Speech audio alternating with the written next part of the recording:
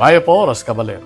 Ayun tabi mabilog ang pwersa ng GNN TV44 pagdielare makapanahon at lokal istoryang dapat yung abalo kapamilataning garantisado kumpleto ang pambalansing informasyon. Oreni po rin balita may kalap gining Biyernes, November 7, 2025. Yaku po'y beniginto at iti ing News Force, Pampanga. Makasadya ang Angeles City Government king paparatang bagyo kapamilataning pre-disaster preparedness meeting ay ni-report. Pepayaw siyang pre-disaster preparedness meeting, Angeles City Mayor Carmelo John Lazatin II, kaya bereng hanggang Barangay Kapitan, Angeles City Disaster Risk Reduction and Management Office o ACDRRMO at ring miyembro ng CDRRM Council, bang pagsadyan ing paparatang bagyong Uwan. Pisabyan king meeting ing risk assessment, resource mobilization at evacuation protocols banga siguradong kaligtasan dareng Angelenyo. Agpangking ACDRRMO ating 14 barangay at tuturing high risk areas king danening Abacan River kabilang Ingamsik, Anunas, Balibago, Kapaya, Malabanyas, Margot, Ninoy Aquino, Pangpang, Pandan, Pulong Maragul, Santa Teresita, Sapalibutad, Sapang Bato at Tabon.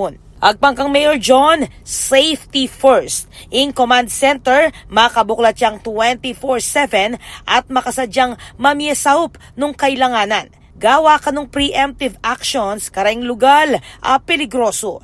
Sinigurado na naman ang Barangay Kapitan na ating makatalagang evacuation centers kareng balang barangay. Kabang mamye na laman reng LG yung modular tents para kareng evacuee. Posibleng ipatupad in preemptive o forced evacuations kareng high-risk area manibat November 7, 2025. Rekomenda na mo naman ng ACDRRMO ing marano na pamagbakwit king paligid ning Sapang Balen Creek, pauli ding posibilidad ning pamagtas ning level ning danom. Akipag-ugnayan niya naman ni Mayor Lazatin king Department of Public Works and Highways o DPWH para king desilting program ang makasaup king pamanyamasa ning dagusan ning danom. Makasadyaya kanong makabuklat ing City Command Center para king balabalaw sa koordinasyon at mabilis mag-rescue. Ako po, Patricia Mamangon para King News Force Pampanga. Balitang tutuking balen, susuyo.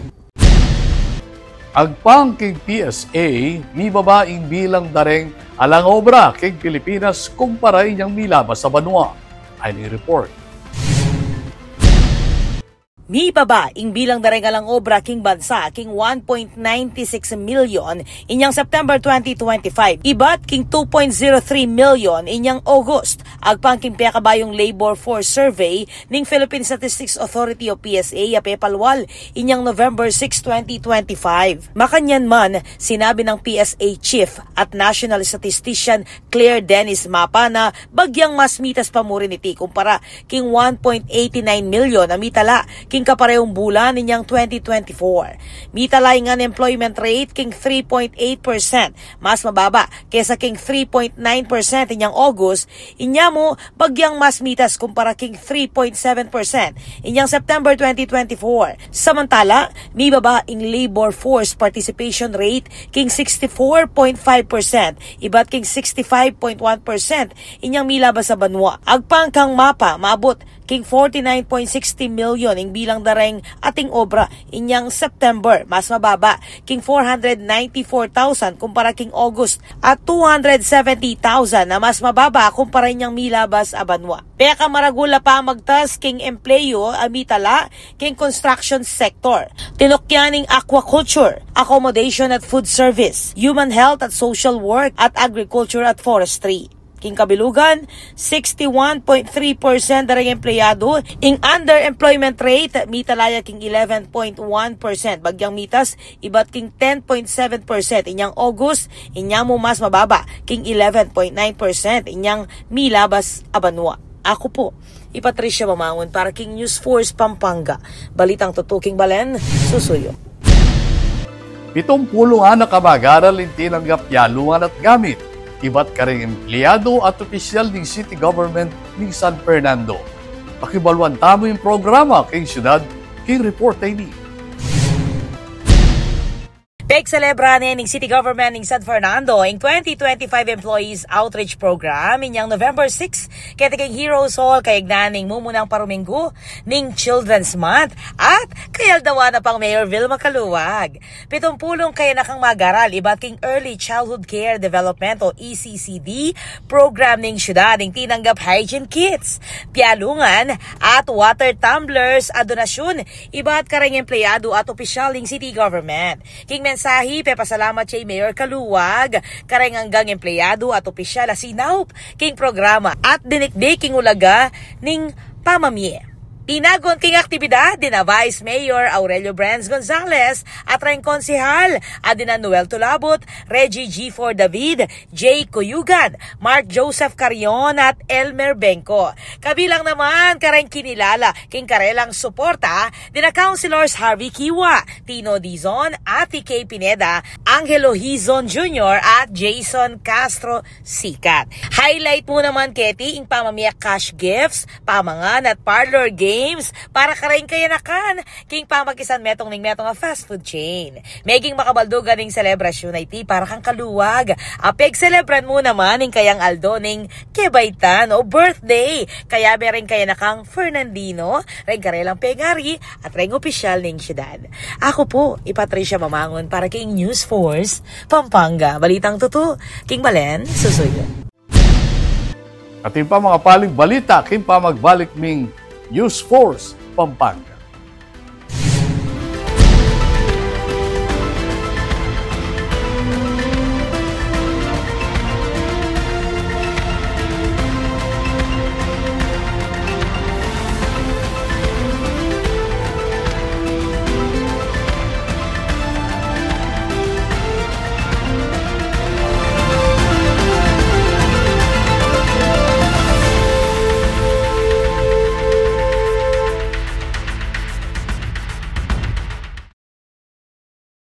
Babiya ko po yung Maya pa oras kay GNN TV 44 Pampanga, king karelang kadwang pulot adwang anibersaryo.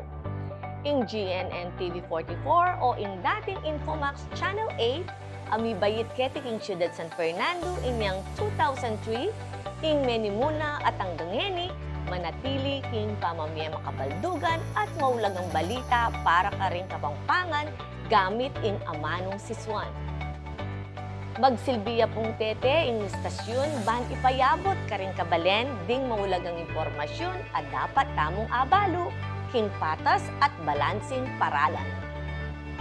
Ing GNN TV 44 Pampanga, magsilbiyang kayadwangan ng City Government of San Fernando ban ipabalo at idake laring programa at proyektong gagawan tamo ban lakwas lang dakal ding makinabang at midinan kebaluan karing katamong susulong king syudad.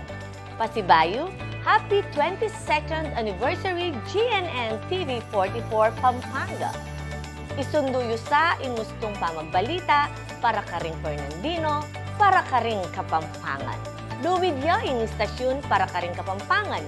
Luwid ya ing GNN TV 44 Pampanga. Luwid ya ing Ciudad San Fernando.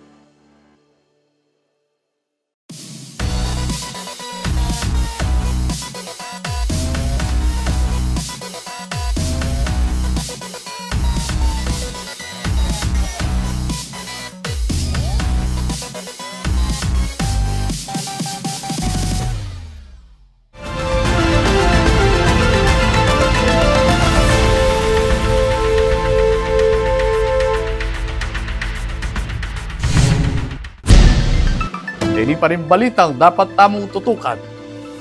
Bayong pipanganan ng nibuklat king Clark king first quarter ng 2026. Metong yang first French restaurant ay nireport ng Patricia Mamangon. Metong bayong culinary destination ing siguradong antabayanan King Clark kay bat ning groundbreaking ceremony ning Chez Suzette Philippines metong French restaurant akilala king karelang authentic French cuisine. Ing aktibidad, Penny Munandereng makibandining restaurant, adina founder at director Suzette Simon, Jonathan Thinggood, ing founder at F&B director, Edward Mangulabnan, ing corporate secretary, Kayabe, Clark Development Corporation President Agnes VST Devanadera. Makasadyayang mibuklat ing Shea Suzette, King Pilipinas, King first quarter ning 2026 bilang pekamumunang branch king bansa, kay batning matagumpeng flagship store, King Singapore. Agpangkang Suzette Simon kapag nasaning expansion na idala ing lasa ning Paris, king puso ning Central Luzon kapamilatan ning rustic yet elegant dining experience. Ing proyekto, i-design at italakadya kasan metong ing PCBT Design Construction king pamanimuna ning CEO Ferdinand Tiongson. King modernong barn-inspired design at signature French flavors, asahan na ing Shea Suzette Philippines maginyang bayong paboritong spot para kareng foodies at travelers, King Clark. Ako po, Patricia Mamangon para King News Force Pampanga. Balitang tutuking Balen, susuyo.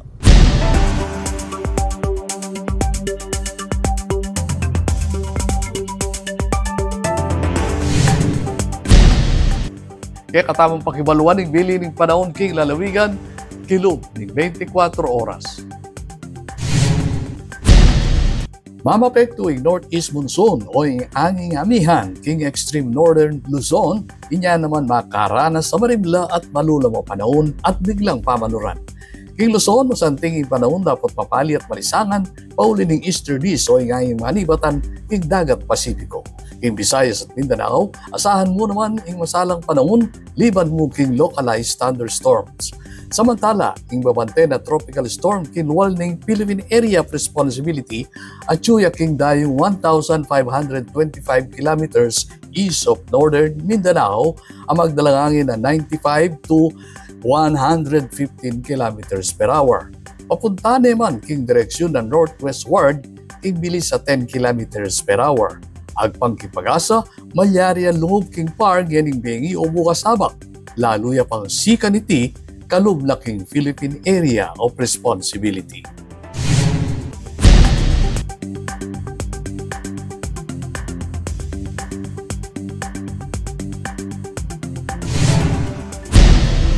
Kabalen maging partika king pamagbalita kiti king News Force Pampanga.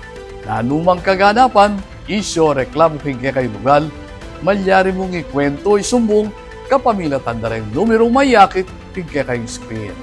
Malyari mo naman mag-post king kaming Facebook account. Laganas mo na nga kakit ing nativity scene o mas kilala bilang Belen. Inyapotang tutnanda ka kareng party na niti, dapat balo mo bukod king anak ni Yesu Cristo, i Maria, i Josep at Luhari. Importante la naman ding pastol, angel, ampo ding animalis king sabsaban. 48 days na mo, mayo datang ing Pasko. Panalakaran ng News and Public Affairs Team ng GNN TV 44, nga dinan kayong mata sa kalidad ng lokal na pamagbalita bilang panatang serbisyo kanisam lang Kapampangan. I'll bring nyo lang yaning Martis, teknikala pa istorya, ketiking probinsya. Yako po iben ginto at inihi ing News Force Pampanga. Palitang tuto, Kimbalen, susunod.